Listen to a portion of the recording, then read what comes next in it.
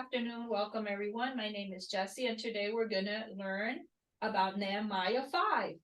So if you've been following our study, you will know that we already studied 1 through 4. And so we're just going to do a little summary of what we've seen so far. In chapter 1, we learned who Nehemiah was, that he was the cupbearer. He learned that Jerusalem was in ruins. He asked permission to go back to Jerusalem, right? And that was a personal challenge. In chapter 2, he started thinking about how he's going to help through prayer, preparation, and the voyage, right? Now he has a political challenge to be able to get permission from the king to be able to go out there. Then in chapter 3, he starts trying to get together a leadership team and trying to get everybody to be on the same page to work on building the wall for an administrative challenge. Then number 4, he started seeing opposition. Remember, he had to do all the things where he had to arm his guards and put them in locations, if you guys remember that. So he had to be practical there. And that was discouraging to him that he had to fight off. So in this chapter 5, it's going to be a different kind of challenge. If you read the chapter, you will see that it's more of an internal conflict channel, right? Now, all of a sudden, the challenges are coming from within. So in your real life, you know that we have exterior challenges and interior challenges with your own self or with your own family. So poor Nehemiah is going through everything. He's had to go through a lot to get to this point where he is right now. Okay. So we see that in Nehemiah 5, 2-5, there are some grievances amongst the people. I have to make this a little bit so I can read. Okay. There's greed. There's some greedy people that he has to deal with. We know that the king of Persia is the one that's providing some materials for them to survive. People are working at the wall, so they're losing some income. There's a famine going on, so the food is way more expensive. And taxes had to be paid no matter what your income level is, not like progressive tax everyone has to pay. And if you didn't pay your loans, your children could become slaves at this time. So I'm going to go around, ask a question about this area here. So I'm going to start with Deanna. Deanna, what kind of specific food were the people yearning for? Grains. Perfect. That is the correct answer. So I'm adding you to the wheel. All right. Abel, what financial transactions were people doing to get money? Loans, they're lending. So I guess. What specific what? Huh? Specific kind of loan. What kind of loan? Well, I mean, with their kids, like family, you know what I mean? Exchanging time for goods. I don't know how to, a specific kind of loan, not an FHA, let's put it that way. You know what I mean? How about Edwin? Do you know Edwin or George? Miguel, ¿usted sabe qué tipo de ¿qué tipo de préstamo estaban haciendo? Do you mean like interest? Like just interest? They did charge interest, but Okay. Brandon is raising his. Brandon knows. Go ahead, Brandon. Is it like a working loan? You have to pay through his labor? No. Eddie? Mortgages. Yes, Eddie. It was a mortgage. Oh, mortgage back then.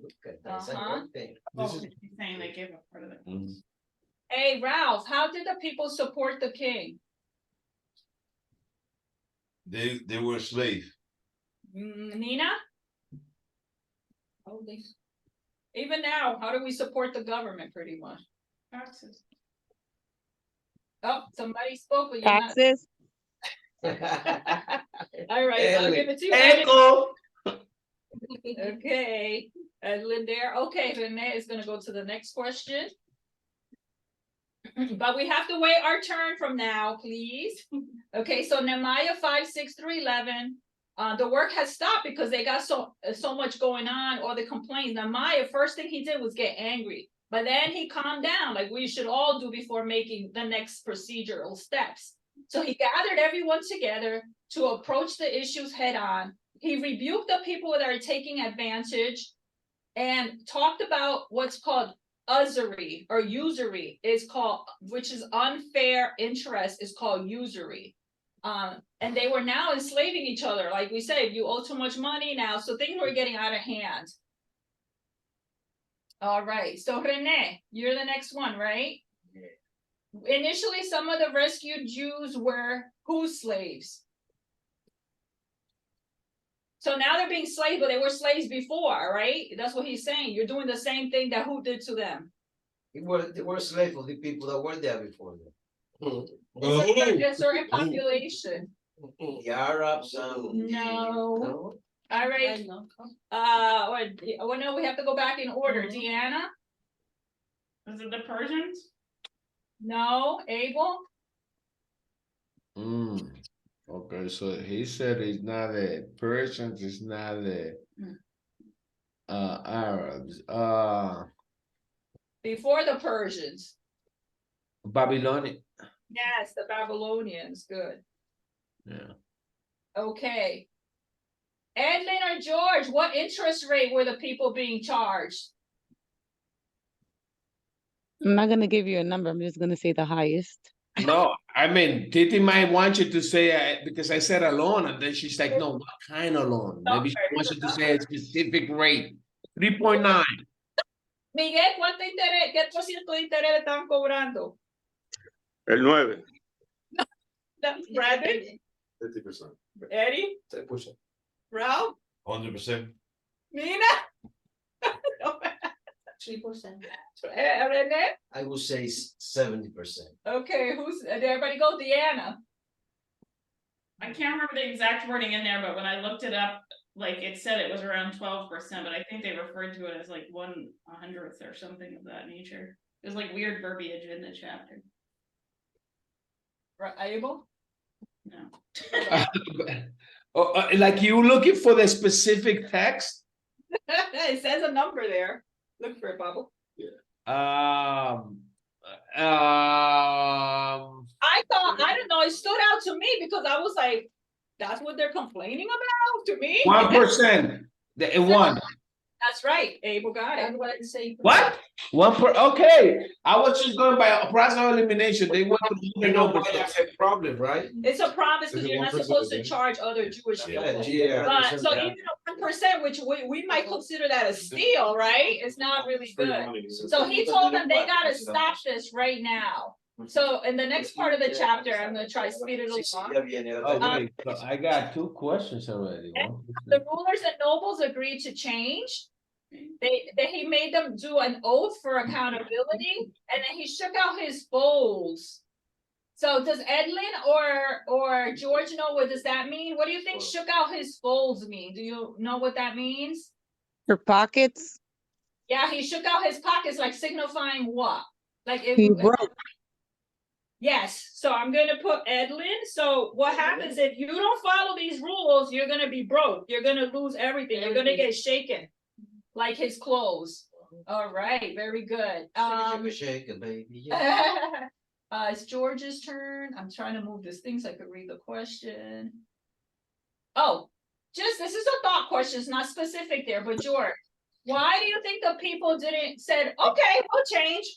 Most of the time when you tell people to stop getting money, they're gonna get mad at you, but they say, okay, no problem. Why? Just a general thing. Why do you think the people all of a sudden paid attention to what Nehemiah was saying without resistance? Any idea, George?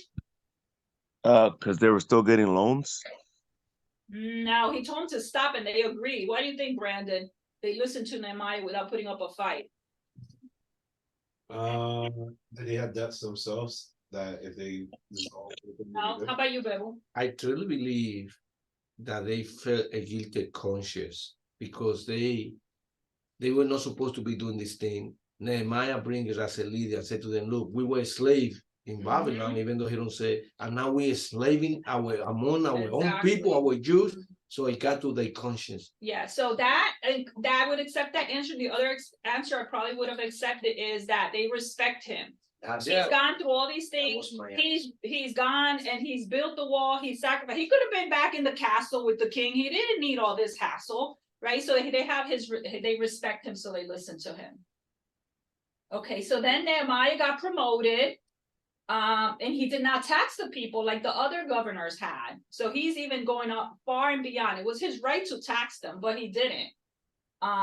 He gave the king gave him provisions because he was the governor, and he shared those by provisions like food and things like that. And he wanted God to watch for him.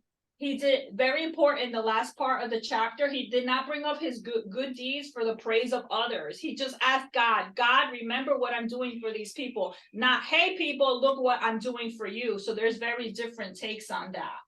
All right, it's Ralph. How many years does it say he was the governor? 32. Nina?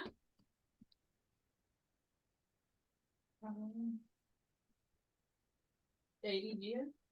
Renee? I would say about 10 years. Deanna? 12. Good. 12 years he was the governor. Did he go back to serve the king? And then the next question, Abel. How many people would eat at the table on a daily basis? I know. Hard.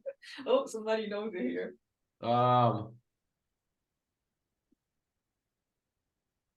Like he had a lot. I mean, 150. That's correct. That is correct. 150. So he got a lot of provisions. What could he have done if he didn't share those, right? He could have made a lot of money, but he was a fair person. All right. So this the summary here, what we're gonna do is, if you paid attention, you will fill in the blank. All right. So Satan works from the inside, right? In this case, his own people. Some people will try to exploit you. Make sure you separate money from your walk with God. Do not react to be angry. Think before you talk. These are all things we learn from here. Correlation is how we treat each other and the effectiveness of our mission, and handle relationship issues face to face. He called everybody together, right? He didn't waste time. He said, let's go. This is how it's going to be, and you're going to do it. And the end goal is to find a resolution, which he did in this case. So he says, remember me with favor, O Lord, for all I have done for these people. There's this little old lady, this story, I'm not going to get into it now because of time, but her name was Paul Brand's mother. And when she was 75, she was a missionary in India. She fell down and broke her hip, and nobody found her for 2 days. And so then her son says, I think it's time for you to retire. And she made her own crutches from these sticks you could see. And she kept going till she was 93 years old when she passed. She says, nobody's going to stop her. So I think that was a beautiful story there. All right. So Miguel, I need you to fill in the blank. This is what kind of challenge in this chapter when I said in the beginning.